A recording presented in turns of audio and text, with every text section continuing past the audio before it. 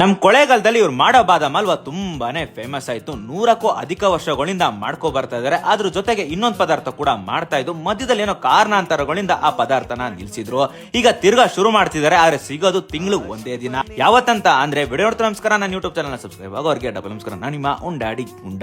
ಬಾದಾಮ್ ಹಲ್ವಾ ಜೊತೆಗೆ ಇನ್ನೊಂದು ಪದಾರ್ಥ ಯಾವ್ದು ಅಂತ ಅಂದ್ರೆ ಡೊಮ್ರೊಟ್ಟು. ಇದು ಕೂಡ 100 ವರ್ಷಗಳಿಂದ ಮಾಡ್ಕೊ ಬರ್ತಿದ್ರಂತೆ, ಮಧ್ಯದಲ್ಲಿ ಕಾರಣಾಂತರಗಳಿಂದ ನಿಲ್ಸಿದ್ರು.